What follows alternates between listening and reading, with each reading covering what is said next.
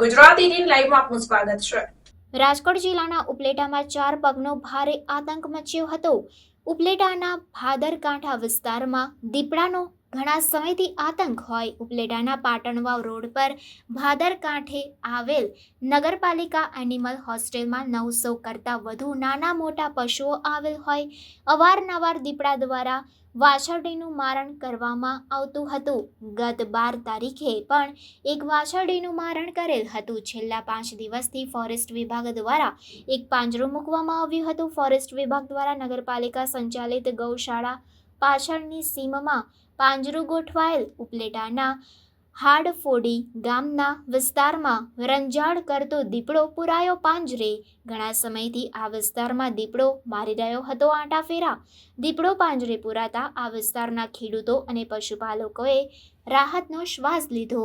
મારું નામ Vikramsinh Solanki, trustee animal hostel ગૌશાળા સમિતિ।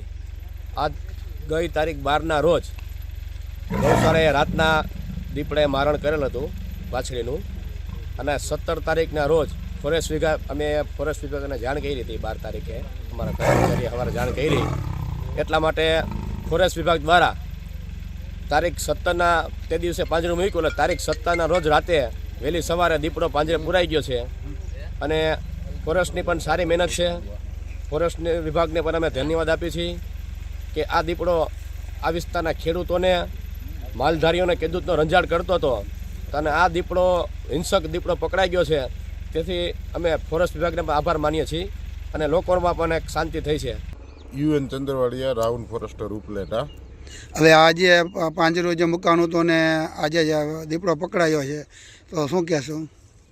12 તારીખના રોજ વાછડીનું મારણ કરેલું હતું ઉપલેટા નગરપાલિકા ગૌશાળાએ। બાદ અમે અહીંયા પાંજરું મેલીને દીપડો પકડવાની તાજવીજ હાથ ધરેલી, અને આજ રોજ 17 તારીખના રોજ દીપડો પકડાયેલ છે। આજે લોકોને, જે માલધારીઓ અને ખેડૂતોને જે ખેતરે જવામાં અને પશુપાલકોને બહુ ભારે ઓલી તકલીફ પડી રહી હતી, તો તમે કેટલી વખત આ પાંજરું મૂકેલું ને તમે લોકોએ કયા પ્રકારની મહેનત કરેલી?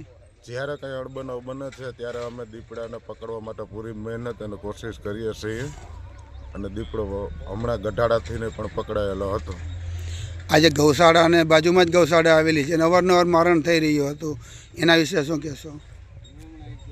આજે 12 તારીખે મારણ થયેલું હતું ને 17 તારીખે દીપડો પકડાયેલ છે।